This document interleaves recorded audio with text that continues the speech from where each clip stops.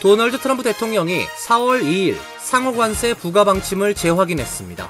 트럼프 대통령은 수년 동안 우리나라가 강간과 약탈을 당하도록 허용했다며 상당수는 우방국이 한 일이라고 주장했습니다. 외국인들의 미국 입국 거부 사례가 크게 늘어나고 있습니다. 독일 영주권자가 구금된 데 이어 독일, 프랑스 국적자들의 구금이 잇따르고 있습니다. IRS가 납세 자료들을 국토안보부에 넘기는 방안을 비중 있게 검토 중이라는 보도가 나왔습니다. 세금 보고를 해온 불법 체류자들을 색출하기 위한 것으로 보여 논란이 되고 있습니다. 연방사회보장국이 사기 방지를 위한 신원 확인 절차를 강화합니다. 앞으로 신규 수급자는 전화 인증 방식 대신 지역 사무소를 직접 방문해야 합니다. 지난해 6월 신축 개원한 뉴욕 코리아 센터 도서관이 독일의 2025 IF 디자인 어워드 실내 인테리어 부문 공공 인테리어 분야에서 본상을 수상했습니다. 이상은 오늘의 주요 뉴스입니다. 시청자 여러분 안녕하십니까? KBN 뉴스입니다. 도널드 트럼프 대통령이 타국의 불공정 대우를 거칠게 비난하며 4월 2일 상호관세 부과 방침을 재확인했습니다. 트럼프 대통령은 수년 동안 우리나라가 강간과 약탈을 당하도록 허용했다며 상당수는 우방국이 한 일이라고 주장했습니다.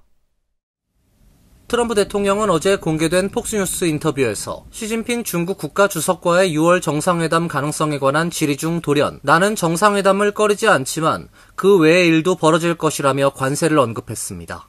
그는 그것은 4월 2일 관세라며 중국도 다른 나라도 돈을 내게 될 것이라고 말했습니다.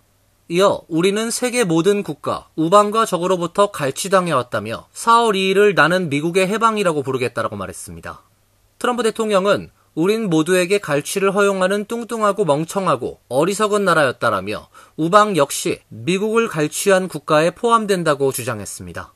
구체적으로는 나토를 언급, 내가 관여하기 전까지 나토에서 우린 사실상 모든 것에 대한 비용을 지불했다라고 목소리를 높였습니다. 트럼프 대통령은 수년 동안 우리나라가 강간과 약탈을 당하도록 허용했다라며 강간과 약탈, 끔찍한 표현이지만 그게 실제 일어난 일이고 상당수는 우방국이 한 일이라고 목소리를 높였습니다. 관세로 인한 침체 가능성을 묻는 말엔 내가 대통령으로 선출되지 않았다면 우리나라는 국가는 처음부터 끝났을 것이라고 본다며 내가 당선된 지금 우린 세계 역사상 가장 강력한 경제를 갖게 될 것이라고 주장했습니다. 도널드 트럼프 대통령이 연방교육부를 해체하는 행정명령에 서명을 했습니다. 트럼프 대통령은 교육부를 낭비적이고 자유주의 사상에 오염된 조직이라고 비난해왔는데요. 교육부 폐지는 의회 동의가 필요해 무산될 가능성도 있습니다. 트럼프 대통령이 오랫동안 보수파의 공격 목표가 되어왔던 교육부를 해체하는 행정명령에 서명을 했습니다. 백악관은 이번 행정명령에서 린다 맥마흔 교육부 장관에게 교육부의 폐쇄와 교육의 권한을 정부에게 돌려주는 데 필요한 모든 단계들을 맡아서 처리할 것을 위임한다고 밝혔습니다. 그 이후에는 정부가 더 효율적이고 미국민이 믿고 의지할 수 있는 교육 서비스, 각종 프로그램, 교육 혜택을 방해받지 않고 제공한다는 것입니다. 트럼프 정부는 이미 교육부 공무원들의 감원과 해고, 프로그램 중단 등을 통해서 그 조직과 사업을 대폭 감축해왔습니다. 지난 3월 11일 교육부는 인원을 절반으로 줄였습니다. 특히 시민권리국, 교육과학연구소 등 미국의 국가적 교육 사업과 데이터를 집계하는 부서는 거의 다 잘려나갔습니다. 트럼프 대통령은 교육부를 낭비적이고 자유주의 사상이 오염된 조직이라고 조롱해왔지만 의회에서 이 해체안이 통과될 수 있을지는 미지수입니다. 2023년에도 연방 하원에서 교육부 폐지안 통과를 시도했지만 민주당원은 물론 공화당 의원 60명도 반대에 가담해 무산됐습니다. 트럼프 1기 정부에서도 베시 디모스 전 교육부 장관이 교육부 예산을 대폭 삭감하기 위해 의회에서 교육부 기능과 연방 예산 집행권을 주 정부에 맡기자는 법안을 발의했지만 의회에서는 공화당원들이 가담한 반대로 인해 불발로 끝났습니다. 외국인들의 미국 입국 거부 사례가 크게 늘어나고 있습니다. 독일 영주권자가 구금된 데 이어 독일, 프랑스 국적자들의 구금이 잇따르고 있습니다. 학회 참석차 미국에 온 프랑스인은 휴대전화에 트럼프를 비판한 문자 메시지가 있었던 것으로 알려지고 있습니다.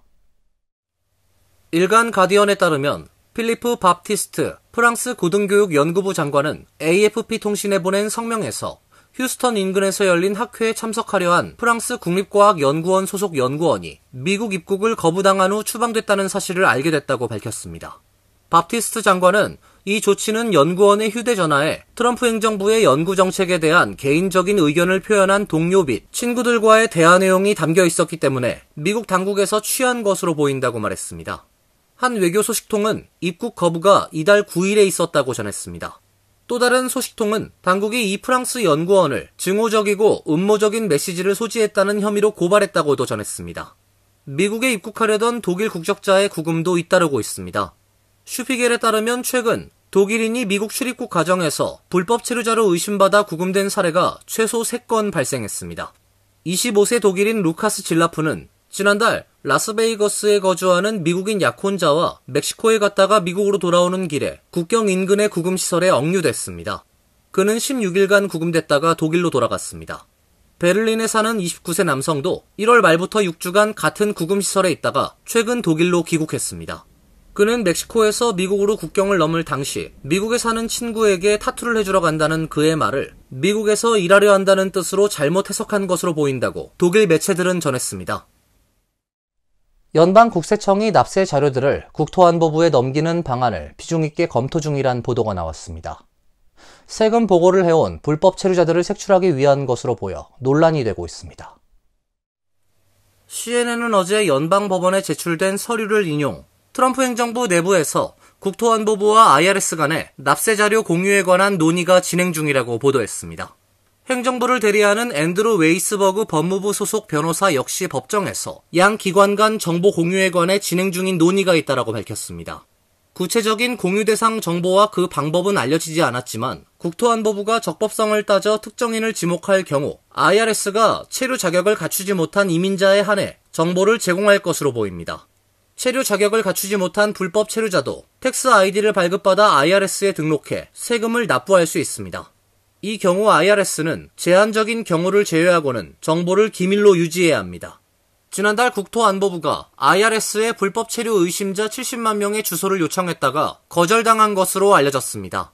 이런 행보를 두고 이민자 권리단체 두 곳은 최근 트럼프 행정부가 이민자 추방을 위해 관련 자료를 얻지 못하도록 하는 소송을 제기했지만 워싱턴 DC 법원 판사는 정보 공유를 차단하는 명령을 내려달라는 요청을 거부했습니다. 연방 하원이 스탠포드와 카네기 멜론을 포함한 6개 대학에 서한을 보내 중국 유학생 현황 파악에 나섰습니다. 국가안보 우려를 이유로 중국 유학생의 유입을 억제하려는 시도로 보입니다. 공화당 소속 연방 하원 라일리 무어 의원은 지난 14일 중국인들의 학생 비자 취득을 차단하는 법안을 제출했습니다. 법안은 중국인이 스파이로 활동할 가능성이 있어 국가안보 문제를 해결하기 위한 것을 내세우고 있습니다. 무어 의원은 학계에서의 지적 안전장치를 옹호해 중국 공산당의 사찰 행위를 중단하자는 것이라고 설명했습니다.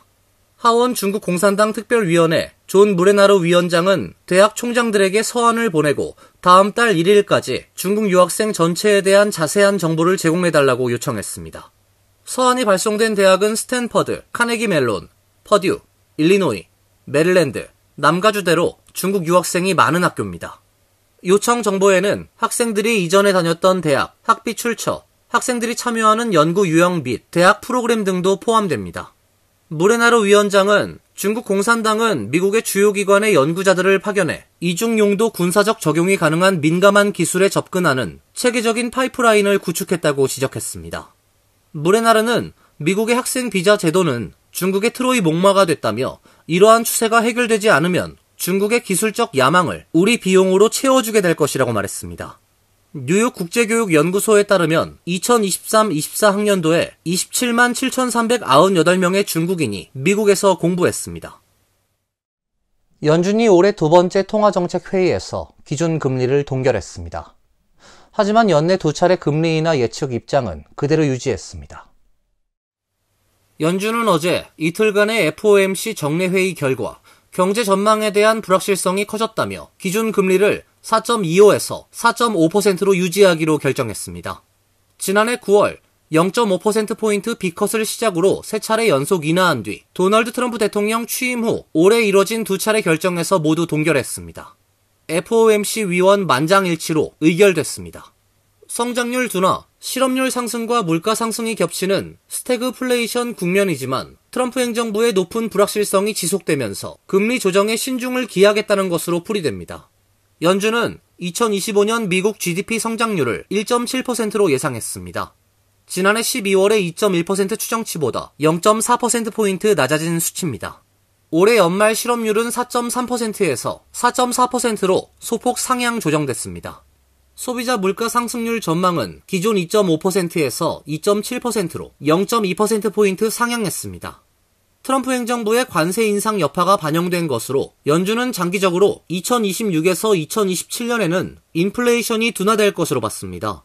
기준금리가 올해 안에 2차례 추가 인하될 것이라는 전망은 유지됐습니다. 연준은 2025년 연말 기준금리 예상치 중간값을 지난해 12월 예측치와 같은 3.9%로 유지했습니다. 연방사회보장국이 사기 방지를 위해 신원 확인 절차를 강화합니다. 신규 수급자는 전화인증 방식 대신 지역 사무소를 직접 방문해야 합니다.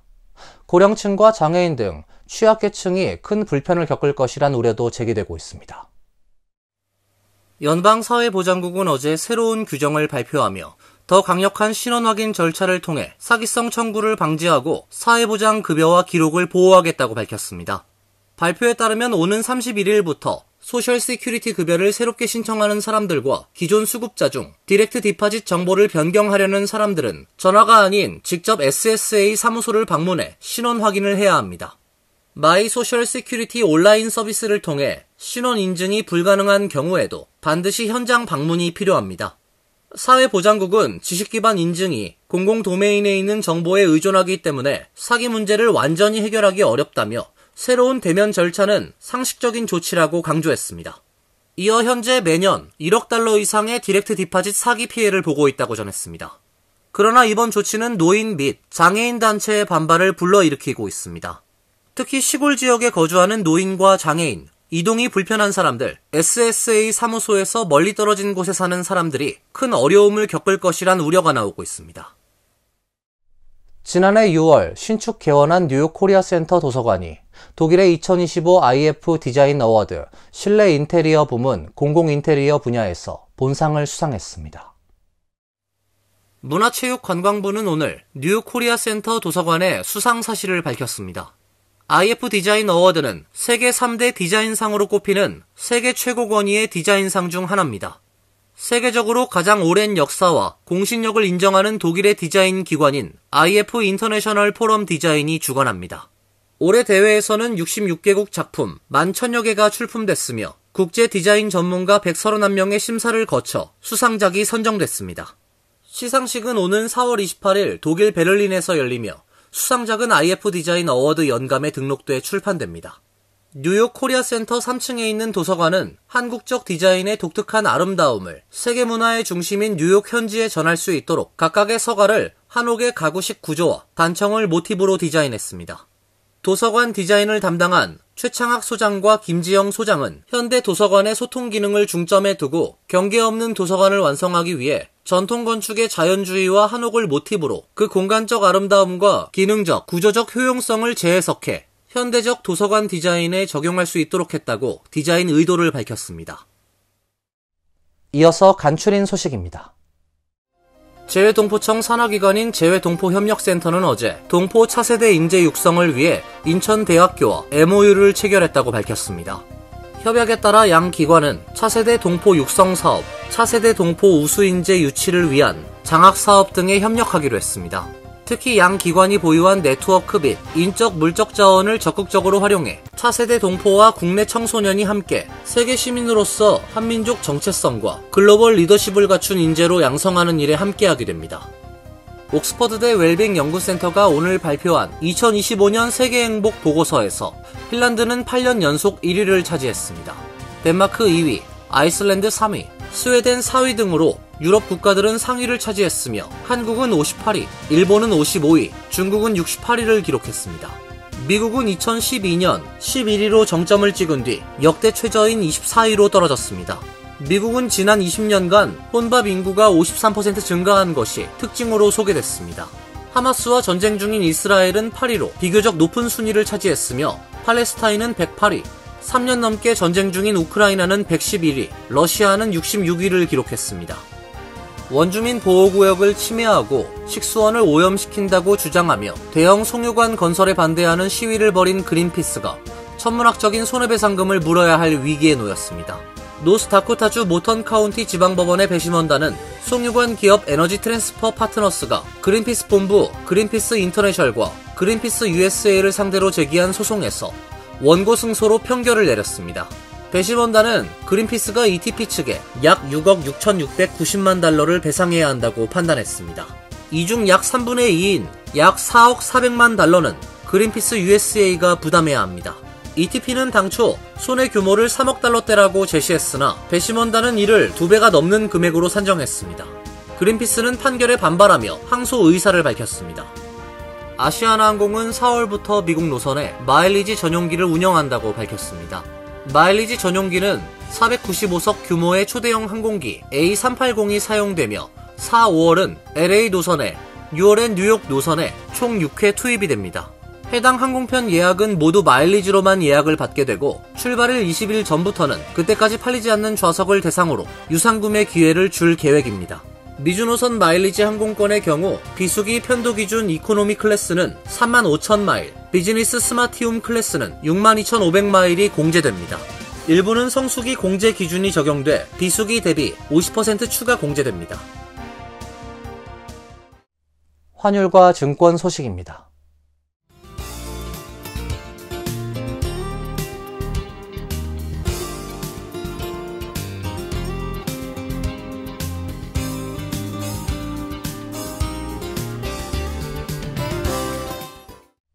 이어서 날씨입니다. 내일은 구름이 많이 끼는 흐린 날씨가 예상됩니다. 낮 최고 기온 53도, 섭씨 12도, 밤 최저 기온은 41도, 섭씨 5도로 예상됩니다. 토요일은 구름이 많은 흐린 날씨가 예상됩니다. 밤부터 기온이 내려가 추운 날씨가 되겠습니다. 일요일도 흐린 날씨가 예보되어 있습니다. 이상으로 KBN 뉴스를 마칩니다. KBN과 함께 즐거운 시간 되시길 바랍니다. 동부 최대 한인방송 KBN이 제작하는 KBN 뉴스는 웹사이트 mykbn.com 그리고 유튜브와 페이스북에서 다시 보실 수 있습니다. 좋아요, 구독, 알림 설정은 뉴스 제작에 큰 도움이 됩니다.